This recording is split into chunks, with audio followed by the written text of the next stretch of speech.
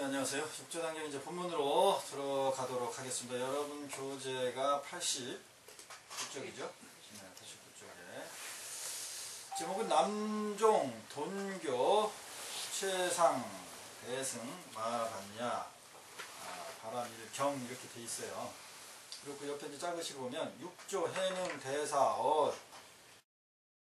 대범사, 시, 법, 단, 경, 일권 이렇게 됐죠. 그러니까 요게 이제 사실은 이제 제목인데, 이게 사실은 경이라는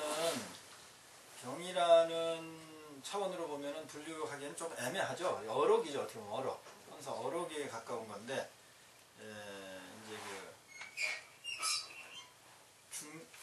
중국에서 경이 필요한 거죠. 중국만의 불교에 맞는 경전이 필요했던 거죠. 제가 분석한 경우도 그렇지만 불교 학자들도 또 대부분 그렇게 주장을 하고 있습니다. 그래서 중국에서 위경이라고 그러죠. 위경이라는 게 나쁜 의미의 위경이 아니고요. 중국 불교가 형성이 되면서 중국에서 그때 시대적 배경에 맞는 경이 좀 필요했어요. 그러면 불교가 중국에 들어올 때 중국이 어떤 문화적 상태가 됐냐면 이제 도교, 유교 이것이 치성하던 때였거든요. 그래서 불교를 받아들인 그 에리트 계층이 유교, 최상 에리트 계층, 도교의 도사들 이런 사람들이 선진문물이죠. 정신문화를, 불교를 받아들일 수밖에 없고 그들에 의해서 홍포될 수밖에 없잖아요. 그러니까 그들의 정서가 들어갈 수밖에 없어요. 그러면 중국은 유교적인, 도교적인 측면 놓고 보면 신선사상 또는 유교는 충효사상이죠. 그러면은 나라에 충성해야 된다고 강조하기 위해서 근본적으로 백성들에게 감성을 자극할 수 있는 것은 부모에게 효도해라. 부모에게 효도하는 것이 그 인간의 도리고 수승한 것이다. 그와 마찬가지로 나라에게도 임금에게도 나라의 아버지다, 부모다 이렇게 되는 거죠. 그래서 이게 이제 그런 식으로 문화가 형성이 돼 있었는데 그러려다 보니까 불교도 그 정서에 맞추려니까는 불교 경전의 내용에 뭐가 좀 들어갔으면 좋겠다? 충효사상. 그렇죠? 네. 그래서 뭐 여러분이 알고 있는 부모 은중경, 지장경도 그쪽 계열로 할 수도 있고 그래서 중국 스타일의 정서가 좀 들어가 있는 그들의 시대적 필요성에 의해서 만들어진 경전의 타입, 그런 이제 위경이라고 하는데 그런 식으로 이제 경전이 좀 만들어졌고요.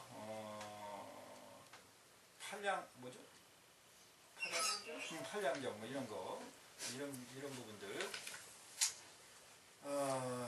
어록도 그런 형태의 흐름 속에 나왔고 육조단경도 제가 볼 때는 또한 그런 형태로 나왔는데 부처님 말씀을 기록한 걸 경전이라 직접 말씀하신 것을 경전이라는 그 분류를 놓고 보면 이거는 좀 안 맞죠. 육조 스님의 어록인데 그걸 경의 수준으로 격상시킨 거죠. 그러면 그것이 어떤 시대적 어떤 배경을 타고 있다라는 걸 우리가 유추해 볼 수가 있습니다. 옆에 보면은 육조 해능대사가 소주 대범사 강당에서 베푸신 법, 단경 이렇게 해석을 할 수 있고 겸하여 무상계를 받은 홍법제자 법회가 모아 기록했다. 경전이 우리가 기본적으로 부처님 경전이 형성이 되려면 육하원칙이 있죠. 그 육하원칙을 맞춘 거예요. 이게 스타일을 형식을 맞춘 거예요. 그냥 막 만들어진 게 아니다 이 말이야. 여시함은 이렇게 시작되듯이 경전이 그 형태를 이제 이렇게 규격을 맞춰 갑니다. 자기네 스타일대로. 그래서 이제 서문으로 들어갈까요? 그래서 특별한 경우가 아니면 한문으로 된 거는 제가 읽지 않고 그냥 이것을 해석 풀어놓은 거를 같이 읽으면서 이야기를 하겠습니다. 그래서 중간중간에 굳이 요거는 원문, 한문을 좀 볼 필요가 있다 이런 부분만 제가 이제 말씀을 드리면서 하도록 하겠습니다. 그러면은 원문이 아닌 번역된 걸 읽어보도록 하겠습니다. 해능대사가 대범사 강당의 높은 법자에 올라 마하반야 바람일법을 설하고 무상계를 주시니 그때 법자 아래는 스님, 비구니, 도교인, 속인 등 1만여 명이 있었다 이렇게 있죠. 그때 1만명이면 어때요? 네? 1만 엄청난 거예요. 부처님은 그 보통 몇 명하고 대중이 움직였어요? 보통 같이 다니는 인원이 1250인. 기본 움직 인원이잖아요. 같이 움직이는. 그리고 이제 그 외에 이제 뭐 많이들 모였겠지만은 부처님이 보통 법문을 하고 움직였다 하면 1250인이 기본적으로 대중이 움직인 거예요. 만발공양이 인원을 다 공양으로 올리려니까 그 이제 공양 개수가 만 개다 이제 이래서 만발공양이 나왔다 그러는데 여기는 어때요? 한술 더 떠가지고 10,000명이면 그 10,000명이 네? 10,000명이 해능대사는 법문을 하셨다. 그런데 법문 내용이 뭐냐면 이제 계단에서 그러니까 계를 이제 그 대보살계를 내리는 계단에서 법문을 하는 내용들을 이제 이렇게 적어놨다 이런 의미가 되죠. 그래서 구체적으로 스님이 있고 비구니도 있고 이런 식으로 표현했지. 어디요? 스님 비구니. 얘 스님과 비구니를 분리해서 승려를 하면 되는데. 이제 지금 입장에서 보면 좀 이게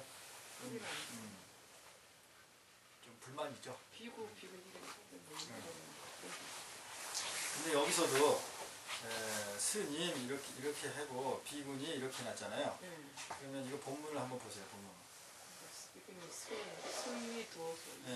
승리 이렇게 돼 있잖아요. 그러면 승은 스님을 의미하고 이는 비구니 이렇게 되는데 사실은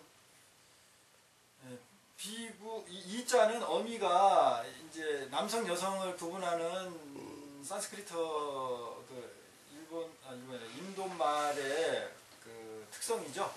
우바세, 우바이 이렇게 돼서 여성을 의미하는 어미죠. 그래서 그 이때까지만 뭐 지금은 아니지만은 어쨌든 이제 근대화 전까지는 확실히 여자들은 예속된 그런 개념이었기 때문에 이렇게 분류를 한 것 같아요. 이제 우리들은 이런 것을 이제 그냥 넘어갈 수 있지만은 또 이제 이런 입장에 있었던 분들은 또 예민하게 보여줄 수가 있죠. 아니 또 이걸 그런 스님들도 있어요. 그러니까 우리는 이게 남자들은 특히 비구 중심 남자 중심으로 이제 세상의 역사가 이루어졌을 때는 그 본인들은 그게 별 차이가 안 느껴져요. 근데 그것을 이제 당하고 있는 입장에서는 그게 이제 확실히 느껴질 수가 있죠. 그래서 스님들만 모여 있는 게 아니고 도교인들도 모여 있고 속인들도 모여 있고요. 유교 선비들도 모여 있어요. 이제 한 장이 넘어가기 전에 소수 그렇게 인원이 모여 있는데 소주, 자사, 위거, 소주는 그 동네 이름이죠. 자사는 이제 그 공무원의 그 직급입니다. 지금 관찰사, 요새 따지면 뭐 군수, 시장 뭐 이런 거겠죠. 그런 관찰사의 이름이 위거야, 위거. 위거와 여러 관료 30여 명과 유가의 선비, 이게 유교였으니까 유가의 선비들이 있겠죠. 유가 선비 몇 명들이 대사에게 마하반야 바람일법을 설해주기를 함께 청하였다. 그러니까 법을 청하는 상황이 지금 또 설명이 돼 있죠. 금강경에서도 보면은 금강경이 여시아문으로 시작해가지고 몇 명이 모여 있고 어떤 상황이고 그런 다음에 법문이 부처님께 여기서 나오려는 이유가 누구 때문에 의해서 법문이 사라지게 됐죠? 수보리가 직종자기, 편단의견, 우술착지, 합장공경, 200불언 이렇게 되잖아요. 수보리가 일어나가지고 대중 중에 수보리가 일어나서 부처님께 여쭈면서 이제 금강경의 내용, 질문의 내용, 법문이 만들어지는 것과 똑같은 형식으로 여기서는 그 고을의 최고 수령, 최소한 최고의 수령이 질문을 했다는 거야. 청했다는 거야. 그리고 그 관료들과 또한 에리트들. 그때 그 당시에 사대부라 그러죠. 사대부. 사대부 힘이 강력한 거죠. 귀족이나 마찬가지잖아요. 그 힘이 파워가 그 이제 우리나라 요새 뭐라고 지방의회로 따지면 그 시의원 뭐 이런 정도. 우리나라 이제 정부로 따지면 국회의원이 막강하잖아요. 힘이. 그런 상황이에요. 그런 에리트들이 지금 질문한 거다. 청을 한 거다. 법을 좀 설해주세요. 6조 해능대사에게 청하니 자사는 이윽고 문인 법회로 하여금 이제 6조 해능대사의 제자예요. 이 법회도 하여금 모아서 기록하게 하였으며 후대에 널리 행하여 배우는 사람들이 함께 이 종지를 이어받아서 서로 전수케 할지라 의지하여 믿는 바가 있어서 이에 받들어 이어받게 하기 위하여 이 단경을 설하였느니라. 이 경이 설해지게 된 연유를 지금 설명하고 있는 거죠. 이 경에 또 그 뭐라고 그럴까요? 그 가치와 위상을 또 같이 이렇게 권위를 세워주는 그런 서술입니다. 그런데 여기에 나와 있는 인물들 있잖아요. 이름은 역사적으로 남아있는 이름인데 실제로는 실제 이런 상황이냐 그러면 그것은 아니다. 픽션이다. 소설과 같은 내용이다. 그러니까 우리가 원효대사 있잖아요. 우리 원효성사. 원효대사가 실존 인물이잖아요. 근데 원효대사라는 소설하고 원효대사의 일대기하고 같지 않잖아요. 소설은 소설인 것뿐이야. 그러니까 실제 있는 사람 이름을 빌어서 소설같이 픽션을 만든 내용처럼 그런 형식을 취하고 있어요. 이 육조단경도. 그게 왜 그러냐면 육조단경의 내용을 그럼 구체적으로 누가 도대체 진짜 육조 해능 스님이 쓰신 거냐 아니면 그 당시에 기록한 거냐 이렇게 놓고 봤을 때 사실은 거의 기록이 없어요. 그럼 이걸 누가 그럼 만들었을까 했을 때 육조의 바로 밑에 제자인 신의 어록이 이 육조단경 흐름하고 거의 비슷해요. 신의 어록, 신의 선사, 신의 스님에 의해서 이것이 이렇게 육조단경의 흐름이 만들어지지 않았을까 이렇게 보고 있는 거예요. 그래서 이제 그 당시에 이런 텍스트가 좀 필요했겠지. 내가 볼 때는. 저 뒤에 문을 좀 열어주세요. 다음은 스승님을 이제 찾아가 뵈는 그런 내용이 나옵니다. 해능대사는 말씀하셨습니다. 선지식들아. 여기서 해능대사는 일반 대중을 선지식이라고 불렀어요. 그러니까 아주 존중해준 말이잖아요. 그죠? 금강경에서 뭐라고 그랬어요? 일반 대중은? 선남자? 선여인. 보통 이렇게 칭해줬고 이 육조단경에서는 선지식들아 이렇게 칭을 합니다. 마음을 깨끗이 하여 마하반야 바라밀법을 생각하라. 이게 이제 본문으로 보세요. 여기 본문으로 보면은 90쪽에 보면 능 대사언. 이거 능이 누굴 의미하겠어요? 해능을 의미하는 거죠. 해능 대사언 말하기를 선지시가 정심, 염, 마하반야, 바라밀법 이렇게 돼 있어요. 한문 원문이. 그러면은 여기에 선지시가 하고 부른 다음에 정심하고 정심. 그다음 뭐예요? 정심한 다음에 염을 또 하래. 생각. 그래 뭔 염을 하는 거야? 마하반야. 바람일법을 염하라는 거예요. 그럼 여기에서 이 정심은 어떤 상태를 의미하고 이 염은 또 뭘 의미할까? 그러니까 우리가 이 한문을 보면 이것을 이렇게 고민해서 자기를 돌이킴할 수가 있어요. 그런데 이거 풀어놓은 한글을 보면은 이런 고민할 생각을 안 해. 조금 재미가 없어요. 예. 근데 한문을 보면 이게 뜻글자이기 때문에 야 이게 앞에 정심 마음을 고요해서 고요하게 한 다음에 마하반야 바람일을 저기 뭐야 터득하면 돼야 안 돼요? 그것도 되는 거지. 마음이 이미 고요해졌는데 정심. 그렇죠? 그러면 이 정심과 염을 우리가 이 두 개 개념을 이렇게 놓고 보면 이런 고민들을 안 하고 우리가 이제 이 문자를 보는 거야. 이게 고요한 마음이잖아. 그치. 고요한 마음이면 깨끗한 마음. 그렇지. 깨끗한 마음, 뭐 고요한 마음 다 의미가 같잖아요. 깨끗한 마음, 고요한 마음 그런 상태의 마음을 우리가 보통 뭐라 그래? 정 또는 두 자로 하면 뭐 삼매. 그치? 삼매 이렇게 말할 수 있잖아. 그러면 그런 삼매의 마음, 깨끗한 마음이 이루어졌으면 삼배하고는 조금은 멀 것 같아요. 삼매하고 좀 다르다? 네. 멀다? 조금은 틀리다고 볼 수 있어요. 네, 조금 다르다. 네. 다를 수는 있어. 네. 그런데 멀다로는 좀 네. 아니고 조금 다르다 이제. 차이는 있을 수 있어요. 네. 그러면 마음이 깨끗하고 고요해지면은 우리가 마음이 편안하고 깨끗하게 고요해지는 게 사실은 대부분의 1차적인 목적이죠. 그렇죠. 일반인들은. 네. 그렇죠. 완전한 깨달음을 추구하겠다는 사람한테는 좀 다르지만 일반인들 사람은 어때요? 마음이 어땠으면 좋겠다? 고요해, 네. 고요. 깨끗했으면 좋겠다. 삼매가 됐으면 좋겠다. 이 정도야. 웬만하면 여기서 목적이 끝나는 거예요. 그렇죠?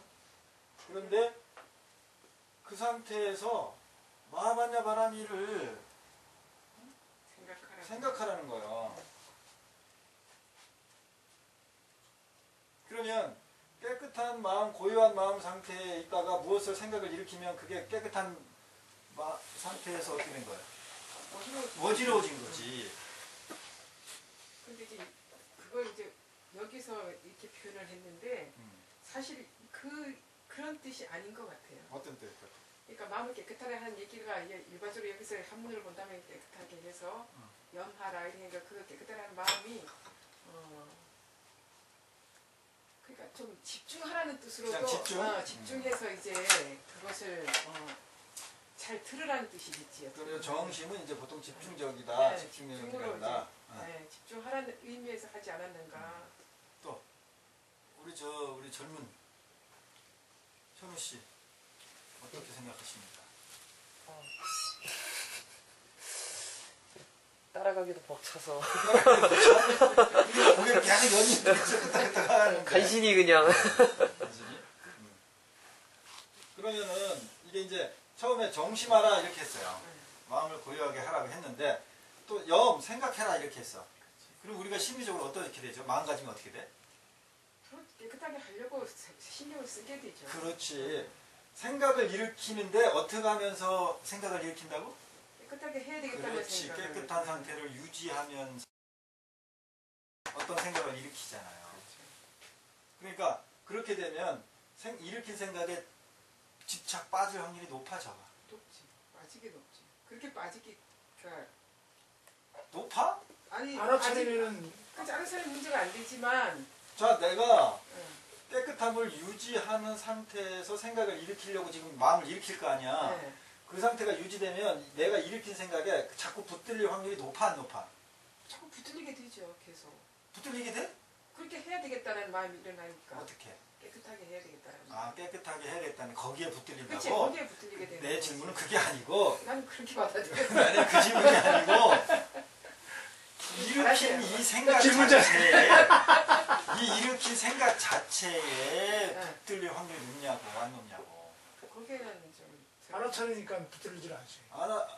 붙들릴 확률이 높지 않지요, 당연히. 왜? 계속 내 마음은 알아채려면 계속 하니까. 계속 깨끗함을 유지하는 상황에서 생각을 일으키려니까. 네, 그렇지. 그럴 때는 그렇지.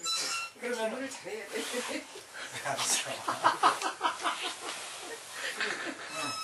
저 미부가 배터리가 다 있어요. 배터리가? 야, 골치 아프다. 그러면은 그걸로 지금 그 예비용 그거 있지, 조그만 거. 네, 지금 주머니 때. 저는 진짜 PD가 안 돼? 배터리 낮췄다고 딱 얘기하고 왜 안 뜨나 보지? 그걸 돌려 아니 그거를 가져봐. 분리하는 법을 가르쳐줬는데. 그렇지, 그렇게 해가지고 또 올리는 거야. 그렇지, 그래 가지고 올리는 거야. 멈추면. 멈추면. 그럼 지금 방송이 중단됐겠네? 네. 지금 페이스북에 방송이 중단됐네. 그러니까는 고요한 마음을 유지시키면서 생각을 일으키는 거죠. 그렇죠. 그리고 우리가 선가에서 뭐라 그래? 생각을 일으킨 즉시 어떻게 됐다고? 돌이켜야지. 아니, 선가에서 하는 말 중에 개구 파착이 뭐야? 개구 집착이. 입을 여는 순간 어떻게 집착하고 집착하는 있는 거지. 하는 그렇죠. 현상이 일어난다는 거 네, 아니야? 그렇죠. 그러면 한 생각이 일어나면 어떻게 된다고 그래요? 진리에서 벗어난다 그런다. 멀어진다 그러잖아. 근데 생각을 안 일어날 수 있어 없어? 없지. 없지. 어차피 생각은 일으켜야 되잖아. 그렇지. 그 관계야 이게. 그 관계에서 그게 뭐라 그래? 처음에 질문이 응, 무, 소, 주, 이생, 이심. 머무르지 말고 마음을 어떻게 하라고? 생기 일으켜라. 아, 똑같은 얘기네 결국은. 그게 똑같은 얘기죠. 아, 그렇게 보니까 똑같은 얘기. 그래서 이게 육조단경은 중국식 금강경이에요. 그래서 여기도 보면 아까 제목이 뭐라고 그랬어? 마하반야 바라밀 경이라고 이렇게 됐잖아, 제목이. 그죠? 그러니까 이거는 금강경이야. 이렇게 방전됐는데 아니 그것도 많이 방전이 됐어? 네, 그러면 할 수 없다. 그러면은 충전기를 끼우고 다시 이 스님 핸드폰으로 왜 이게 보는 사람들이 이제 이게 답답해하기 때문에 들어왔어요. 그 지금 소용없어. 이게 계속 진행을 해야 되는데 뭐. 요걸로 그렇지. 네. 요거 갖다가 우리가 이렇게 세워서 자, 이걸로 자. 이게 대중을 위해서 해야 되기 때문에 이런 거야. 그러면 여기에서도 금강경 처음 시작해서 수보리 질문이 의무소지 이생기심의 핵심 키워드였어요. 그게 이렇게 적용된 거야. 이것을 하지 못하는 거지 대부분. 쉽지 않겠는데. 그걸 제껴서 옆으로 그렇지. 그죠? 못 보겠죠. 그러니까는 이게 심리를 수행하고 공부하지 않으면 지금 내가 말한 이 질문. 정심을 한 다음에 영에서 마하반야를 해라는 이 말을 굳이 왜 했냐 이 말이야. 해명대사가 이 말을. 그렇지. 안 그러면 그냥 마하반야 말을. 그렇지. 마하반야를 연구하고 여기에 붙들려요. 그렇지. 그렇게. 이게 도대체 뭐지? 이거 여기에 우리 의식의 습관이니까. 그러면은 의무소주 이생기심이 돼안돼. 무소주 못하고 어떻게 됐어? 생기심에만 붙들린 현상이 됐단 말이야. 인간계에는 무소주가 핵심이야. 이제 무소주를 어떻게 유지할 거냐. 여기서 이렇게 해석을 한 거예요. 해능대사는. 그러니까 그렇게 하려면 의무소주 이생기심을 만들려니까 어떻게 해야 돼? 너희들 먼저 마음을 고요하게 만들어. 그걸 유지시키면서 어떻게 보면 조심스럽게 생각 하나하나를 일으켜. 근데 그 생각이 뭐냐면 반야신경에 대한 마하반야 바라밀에 대한 그 생각을 일으켜. 생각을 일으키면 우리는 생각에 즉시 어떻게 되게 돼 있다? 붙들리게 돼 있단 말이야. 그래서 그거를 경책해주지 않으면 붙들리니까 이 정심을 유지해라 이 말이야. 최초로 밝히는 겁니다 제가. 제가 처음으로 들은 얘기. 표현하니까 참 괜찮네. 굉장히 멋있죠. 그래서 이게 이 한문이 중요해. 무조건 한글을 번역해 놓은 것만이 특히 경전은 중요한 게 아니라니까요. 그러니까 반야신경을 무조건 한글로 해야 됩니다. 이 능사가 아니에요. 오히려 같이 병용을 해야 되는 거예요. 병행을. 지금은 병행합시다. 이게 내가 볼 땐 맞아. 무조건 한문으로만 된 것을 한글로 완전히 바꿔야 됩니다. 이거는 저는 맞다고 생각하지 않아요. 그런 다음에 밀법을 생각을 이렇게 하는 거잖아. 이렇게 놓은 다음에 대사가 불언했단 말이야. 대사, 불언. 그런 다음에 자정, 신. 그럼 이 심신은 이게 이제 중국에는 이 마음심하고 정신신을 어떻게 한다고요? 어? 이게 둘이를 그냥 같이 보는 거예요. 신 하면은 그냥 몸과 마음. 그러면 여기에서 이 신자는 몸 신자는 아니고 정신신자야. 귀신할 때 그 신자인데 그 정신을 의미하는데 그러면은 이 마음 신자, 그 다음에 지금 여기 쓰는 귀신 신자 있죠? 이 신자, 그 다음에 이 몸신. 그냥 다 의미적으로는 같이 써요. 강조하기 위해서 그러니까 흑말이지. 심신을 어떻게 하라고요? 스스로 또 깨끗하게 한 상태에서 깨끗하다는 이런 여기서도 깨끗하게 어떻게 보면 방금 내가 뭐라고 얘기를 했는데 잊어버렸네. 알아차림의 유지 또는 뭐 삼매, 집중 뭐 이런 여러 가지 그 의미는 부여할 수 있어요. 그러나 어쨌든 마음을 고유하게 된다는 거, 정갈하게 된다는 그거는 뭐 우리가 이해할 수 있잖아요. 그런 다음에 양구 이렇게 되죠. 양구 한 다음에 그 다음에 말을 했다. 그러면 이제 우리가 스님들은 이제 잘 알겠지만 이제 시식하거나 그죠? 시식하거나 그 천도제나 이런 데 할 때 보면 양구 그렇게 나오잖아요. 그게 침묵하라는 뜻이야. 고요하게 침묵하라는 뜻이야. 그럼 이 구조가 이렇게 돼 있잖아요. 처음에 정심을 한 다음에 그 다음에 염을 해. 생각을 일으켜. 무슨 생각을 일으켜? 마하반야바라는 생각을 일으켜. 그렇게 하라고 육조현행대사가 요구를 한 다음에 그래놓고 대사가 불언, 자기는 그 다음에 말을 하지 않아. 말을 하지 않은 상태 다음에 서술된 게 뭐예요? 자정, 심신. 그래놓고 스스로 어땠다고요? 자, 정, 심신. 그러면 여기 몸신자로 하자고. 몸과 마음을 다 이제 깨끗하게 고유하게 했다는 거거든. 이 얘기를 또 여기다 왜 서술해놨냐 이 말이에요. 대사가 불언하면은 그냥 해능대사도 조용히 있구나 명상하고 있구나 이렇게 충분히 알 수 있잖아. 근데 그 뒤에다가 불언해놓고 자정심신 이렇게 해놓고 뒤에 또 양구 득언 이렇게 했단 말이야. 이게 무슨 구조냐면요. 금강경의 구조야. 금강경의 구조야. 즉정자기 편단하게 해서 이제 물어본 그거 아까 이제 그 누구야 자사가 이제 물어본 거고 그 다음에 차제거리 환지본처 했지. 그 다음에 부자이자 했죠. 그 부자이자의 구조 모양을 이 자정기심 양구로 여기서는 기술해 놓은 거예요.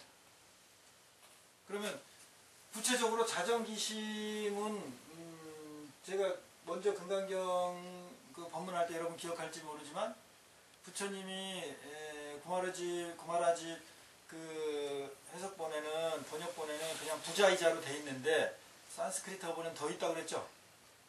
뭐가 돼 있냐면 전면에 알아차림을 유지하고 이 내용이 있다고 그랬죠. 기억이 나나 몰라. 그 내용이 있는데 그거를 구마라지는 빼고 그냥 부자이자로 끝낸 거예요. 그럼 전면에 그 이제 대면염이라고 하든가 전면염이라고 이렇게 또 그 현장법사는 또 이렇게 한역을 해놨는데 구마라지는 그걸 빼버렸어요. 그냥 부자이자로 끝냈어요. 전면의 알아차림을 유지한다. 그 내용이 자정 신심이야. 6조 단경에서 내가 볼 때는 전면에 자기가 알아차림을 유지했다. 부처님이 알아차림을 유지했다. 이 내용이 항상 거의 있거든요. 부처님이 명상 상태가 어땠느냐를 서술하는 게 경전에 보면은 전면에 알아차림을 유지했다. 이 내용이 항상 있어요. 근데 구마라집은 그거를 대부분 그냥 부자이자로 끝내버려요. 그냥 명상에 들어갔다, 삼매에 들어갔다, 이렇게 열반에 들어갔다. 한역으로 넘어갈 때는. 근데 이제 다른 한역본에는 그 전면에 알아차림을 유지했다 이런 내용이 그대로 한역을 해준 게 있어요. 그러니까 그 부분까지도 육조단경에서 형식을 유지한 거다 이 말이야. 나는 이제 자정 신심이 그다음에 양구한 다음에 말씀을 침묵을 하는 양구가 침묵인데 고요함을 유지하는 건데 고요함을 유지했다가 즉시 말을 했다 그 뜻이야 이게. 그러니까 어때? 사람들이 보고 있다가 심리가 어떻게 됐을까? 집중? 그렇지 집중된 거야. 이런 거야. 대사가 지금 어마어마한 상태로 지금 이제 자사가 물어보았으니까 어떻게 대답할까? 이제 막 사람들이 대중들이 막 10,000명 모였다니까 집중해서 쫙 쳐다볼 거 아니야. 근데 이쪽에서 몇 마디 떡 하더니 가만히 있어. 그러더니 또 가만히 있어.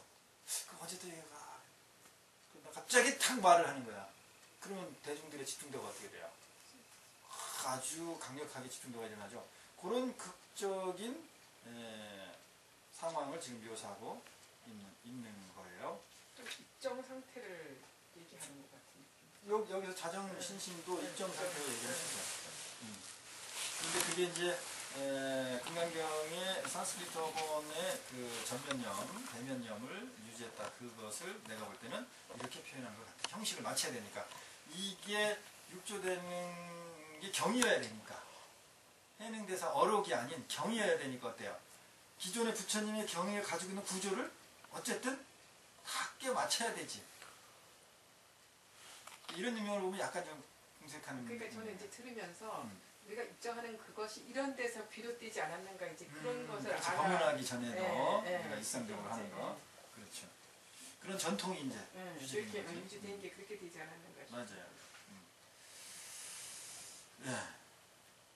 그 다음이 이제 92페이지. 선지식들아 조용히 들어라. 해능의 아버지 본관은 범양인데 이게 범양이라면 그때 어떤 그 사대부 중에 뭐 6가락이 안에 들어오는 아주 그 명문가라 그 뜻이야. 내 출신이 해능 보통 우리가 어딘지도 모르고 일자 무식이고 나무꾼이었고 뭐 이렇게 알고 있잖아요. 그러면 기존에 그런 소문이 다 돌았겠지.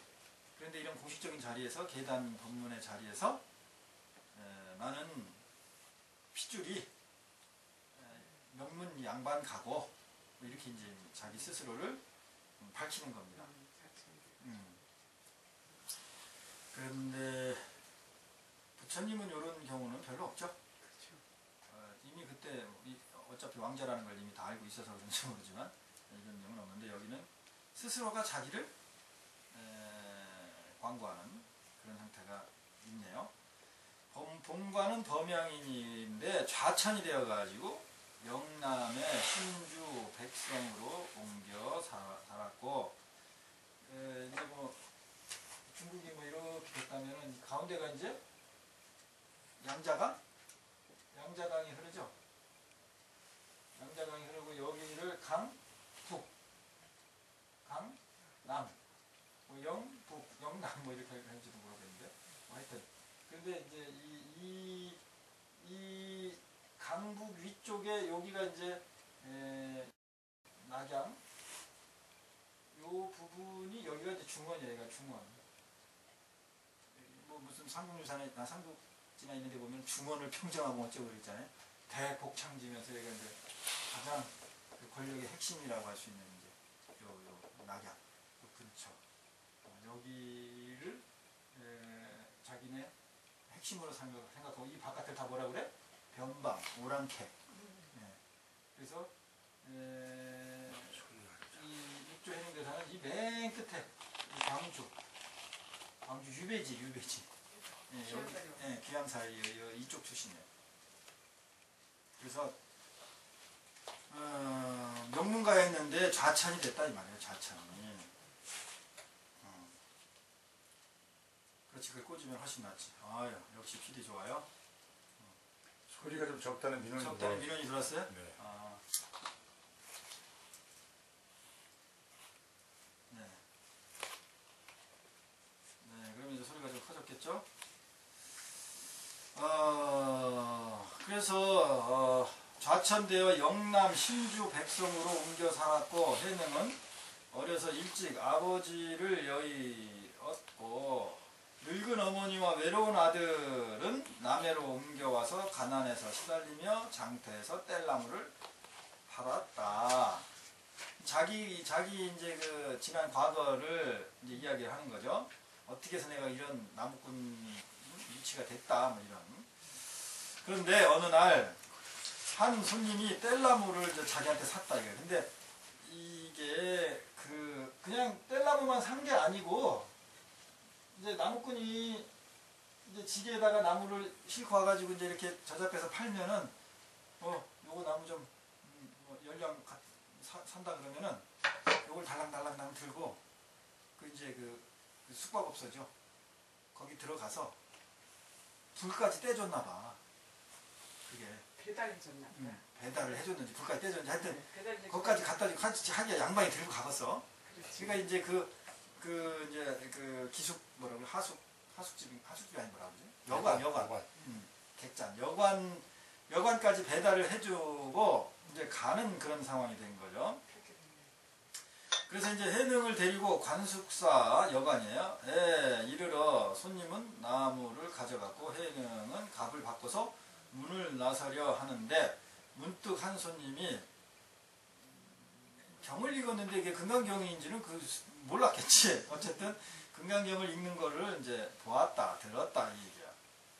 해능은 한 번 들음에 마음이 밝아져 문득 깨치고 이내 손님에게 묻기를, 여기서 자기가 자기 얘기하면서 자기 이름을 부르죠. 해능이. 서술은 그렇게 돼 있어요.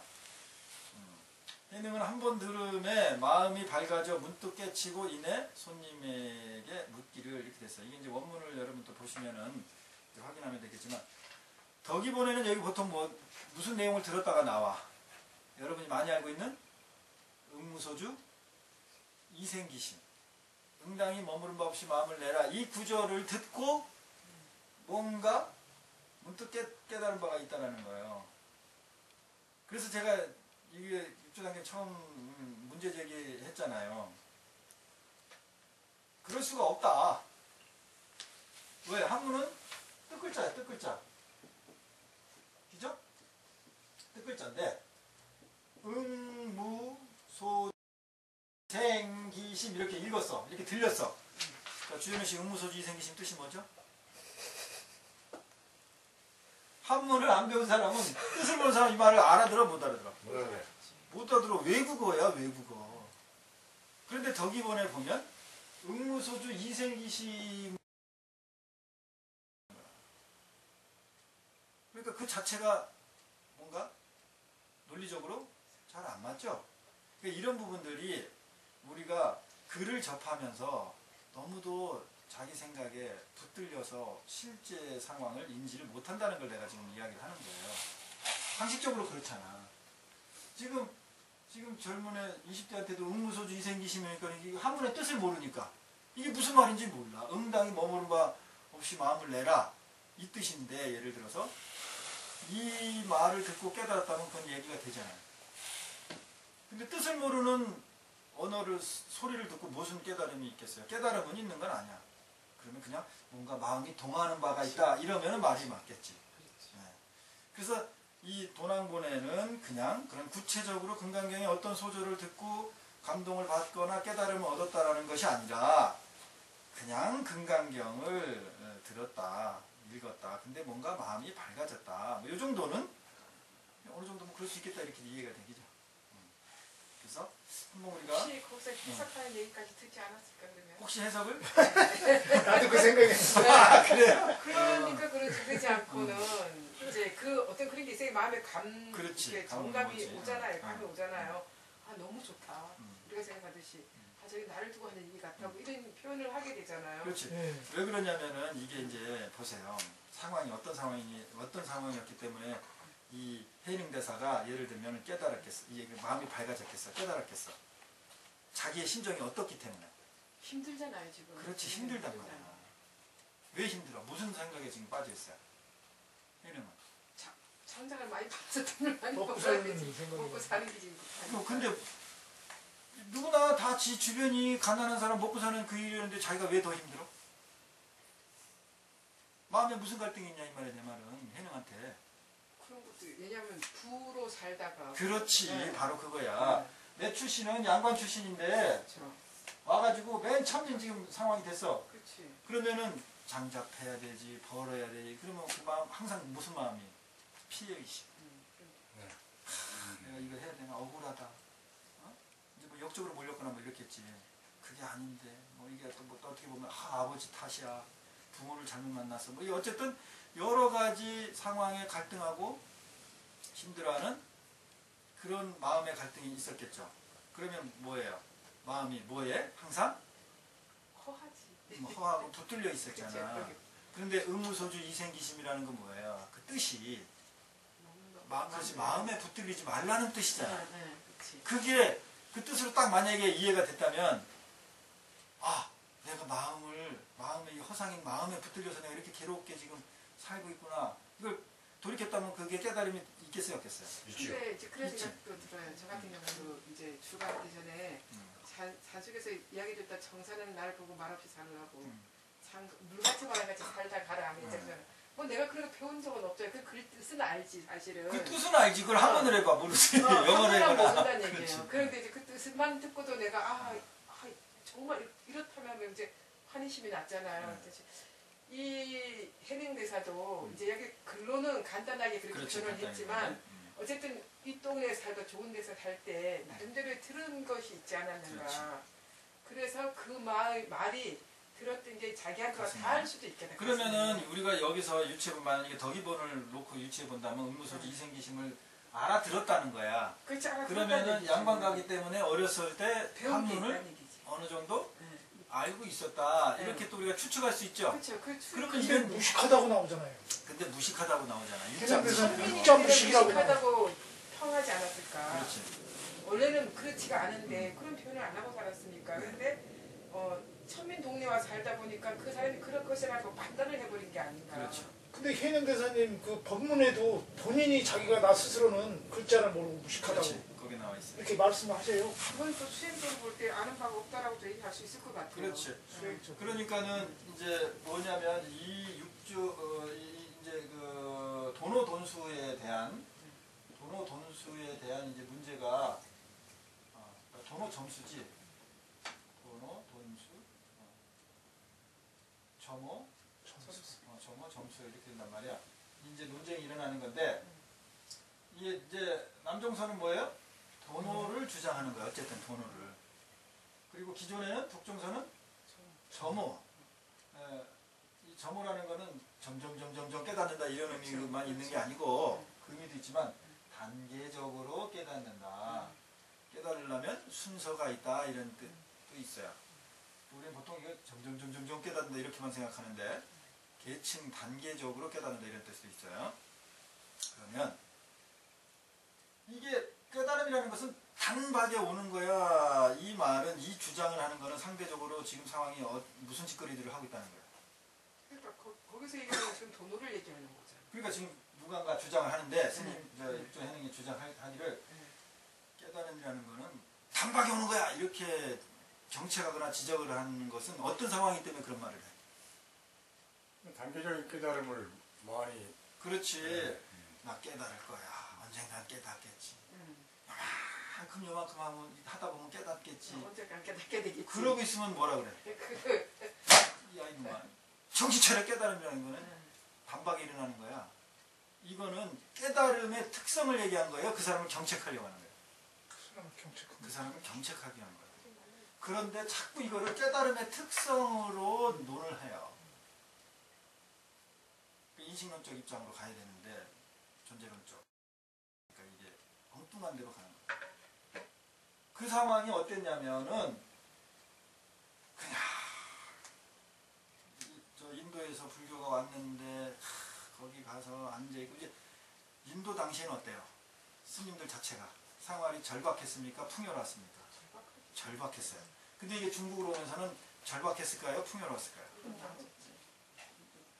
중국이 잘 살잖아요. 풍요로웠어. 왜? 시주물을 네, 많이. 갖다 주잖아. 복을 많이 빌고. 거기에 이제 유교적, 도교적, 문화적 특성 때문에. 도교서도 뭐해? 갖다가 도사들한테 바치고 빌면 어떻게 돼? 복을 준다. 그러니까는 탁발의 문화가 아닌, 인도에서 나온 탁발의 문화가 아닌 스님들이 뭐예요? 시주물을 가지고 자기네가 공부하는 영역. 그러니까 어때 마음이? 절박함이 없으니까 어때요? 오늘 하루 좌복에 앉아서 때우면 되고 그런 풍토가 만연할 수밖에 없다고. 지금 더 하잖아. 지금은 더 하지. 갑자기 질리잖아. 이게 돌이키면 하기 때문에 그런 거지. 그러니까는 보니까 이래가지고는 어떻게 깨달음 먹겠나. 절박함이 없어. 이제 선원의 프로그램이 있겠죠. 하루에 방선을 해가지고 들어오면은 뭐 예를 들면 1시간 좌선하고 10분 행선하고 또 1시간 좌선하고 계속 이건 반복될 거 아니야? 그럼 이게 매일 반복돼. 매번. 그럼 어때요? 금방 지쳐요. 그러면은 어차피 바깥에 나가면은 먹고 살기 힘들고 예를 들면 이제 먹고 살기 힘들어서 중된 사람도 많을 거 아니야. 그럼 거기에 그냥 계속 거기 어쨌든 끌려다니면 되는 거예요. 그럼 거기에 깨달음이 일어나야 안 일어나요?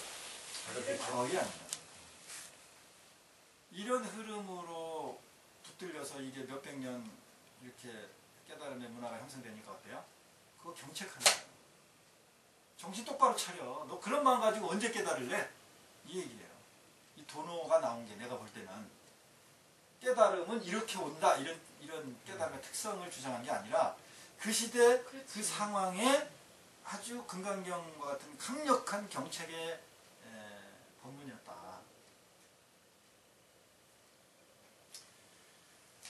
그러는 입장을 놓고 봤을 때 어때요? 이 점호를 주장하는 사람한테는 어때요? 자, 우리가 경전을 배우려면 깨달음을 얻으려면 보통 뭐라 그래? 그냥 깨달음 못 얻는다 그러잖아. 뭘 봐야 돼? 경전을 봐야 돼. 그럼 경전을 받으려면 뭘 공부해야 되죠? 글을 배워야지. 글을. 그러면은 깨달음을 한번 추구하려니까 글부터 배워야 돼. 몇 년가.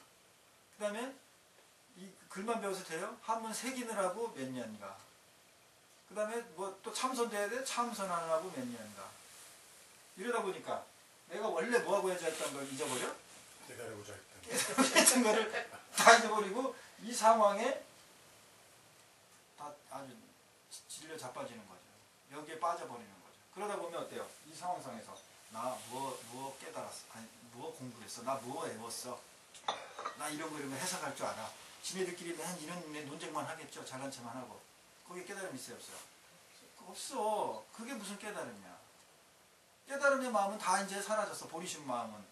공부해야 돼. 이거 부족해. 이거 해야 돼. 그러니까 어때요? 그러면은 그러고 있는 제자들이나 상황을 경책하려면 그 스승이나 선배가 뭐라 그래? 야야 책 보지 마.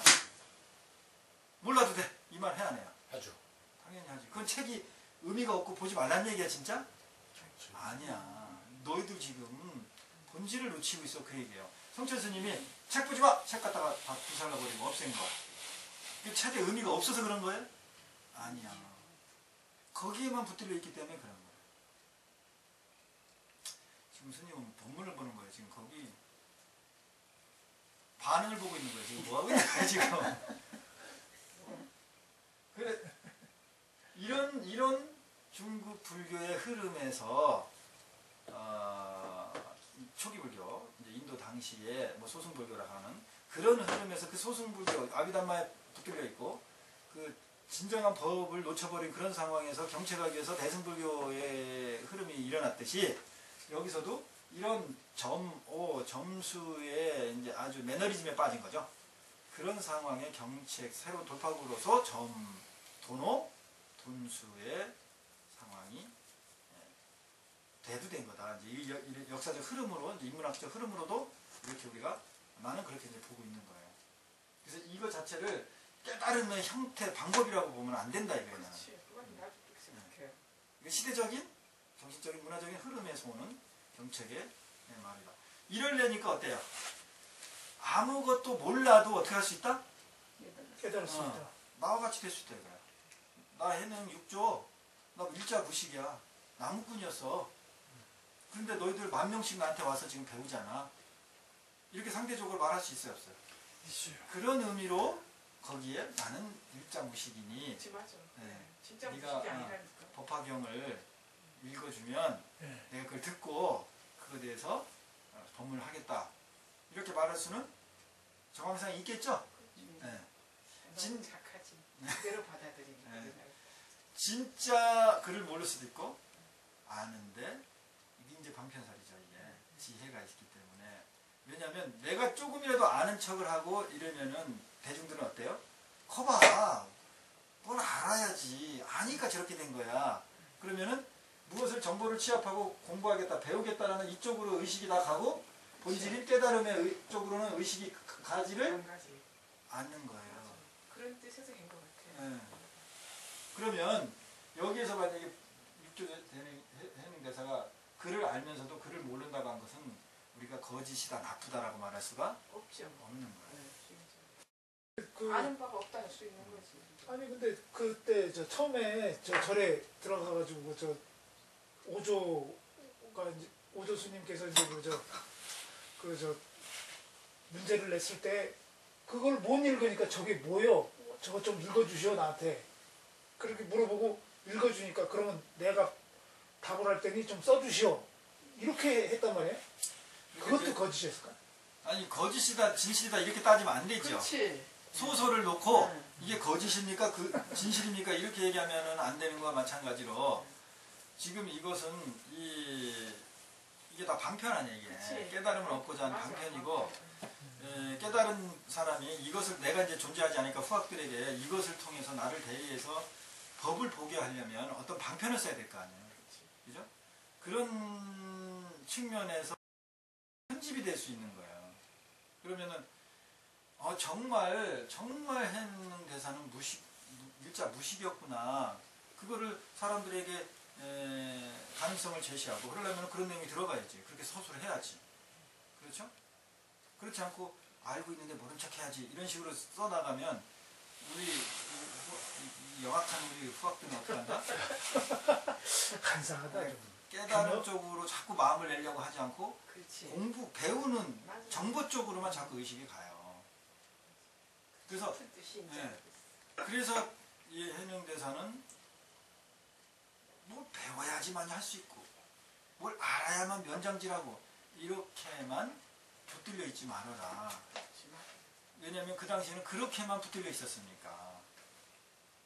그죠? 우리가 공부해봐도 이제 어차피 공부를 하려니까 말을 할 수밖에 없는 거야. 사실은 생각을 얘기할 수밖에 없는 거지만 또 깊이 들어가면 말을 안 하고 말하지 말아야 된다는 생각이 들거든. 이제 그런 쪽에서 볼 때 그렇게 하신 거고 그게 맞는 거 같아요. 방편이라고 한다면 또 이해가 좀. 그러니까 모든 게 다 방편이죠. 사실 공부하는 자체도 다. 그러니까는 우리가 이런 내용을 통해서 항상 자기를 돌이킴하는 쪽으로 가면 그런 내용들이 아무 문제가 안 돼. 이게 사실이야 진짜 이런 거 아무 문제가 안 돼. 이거를 읽고 내가 의식이 어디에 붙들려 있나 이거를 알아차림 했는가 안 했는가 이게 핵심이기 때문에 이거 일자 무식이니까 나도 할 수 있겠네. 분명히 우리는 마음이 일어나거든요. 이렇게 마음을 내가 돌이켰느냐 그렇게 돌이킴하지 못하고 있느냐 배웠느냐 안 배웠느냐 이걸 가지고 따지고 있느냐 예를 들면 나는 여태까지 그렇게 생각했어요. 야 어떻게 일자무식도 저렇게. 근데 지식으로는 솔직히 지식과는 아무 관계가 없는 것 같아요. 깨달으면 그죠? 그렇죠. 지식과는 대단한 전혀 관계가 없잖아. 우리가 나를 돌이킴하는 거는 학문으로 되니까 안 되죠. 안 되는 거야. 그냥 나를 돌이킴하면 되는 거야. 그래서 참 좋은 것 같아. 알아차림은 어때요? 알아차림하는 거는 네. 굳이 학문이 필요 있어요 없어요? 없죠. 없어. 그건 없지. 없죠 진짜. 그런데 지금 어떻게 됐어요? 윗바사나 모든 수행이나 이런 게 학문화 돼 있습니까? 안 돼 있습니까? 되죠. 학문화 돼 있어요. 그래서 내가 그것을 탐구하고 공부하다가 야 이거는 잘못하면은 본말이 전도되겠구나. 거기에 다 빠져버려. 마음의 부수도 몇 시까지로 나눠놨어요. 그 마음에 내가 그 마음을 이렇게 이제 마음의 형상, 마음의 작용이 몇 가지다 그래서 궁금하잖아. 나는 내 나름대로 이제 그거를 접하기 전에 내 마음을 수행하고 지켜보다가 그러다가 딱 보니까 몇 가지는 맞아 이런 현상이 있었어. 이런 의식의 작용이 있지. 그랬는데 계속 더 있어. 수십 가지니까 그러니까 어떻게 돼요? 그러면 그 마음을 계속 나를 돌이키면서 이제 나도 경험해봐야 될 거 아니에요. 그러면은 그게 시간이 어떠겠어? 기존에 한 5가지 내가 의식을 경험했어 내 스스로 배우지 않고 그러는데 그 학문의 이론을 보니까 한 20가지야. 그럼 15가지가 더 있는 거야. 그럼 내가 5가지를 수행을 통해서 경험하는데 예를 들면 10년이 넘게 걸렸어. 그러면 앞으로 30년은 더 걸려야 그나마 이 사람들이 분류해 놓은 거 이렇게 되면 어떻게 돼요? 그런 마음이 일어나서 더 용맹정진할 마음이 내는 수도 있지만 질릴 수가 있어요. 그렇지. 생각해도 질려버리는데. 질려요. 그리고 자꾸 자괴감이 나요.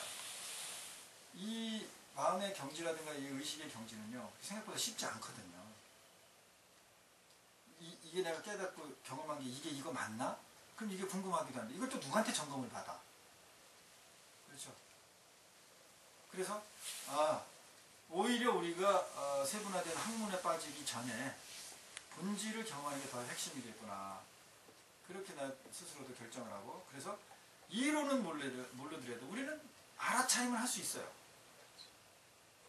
조금만 알아차리면 내가 지금 배고파 이렇게 일어난 거 그거 볼 수 있지? 그럼 볼 수 있어요. 그게 알아차림이야. 이거 안 배워도 되잖아. 이런 자기를 직접 경험하는 수행이 더 핵심이다라는 걸 이제 내가 결론에 도달하게 됐어요. 그래서 그런 수행법으로 이제 전환을 한 겁니다. 저도.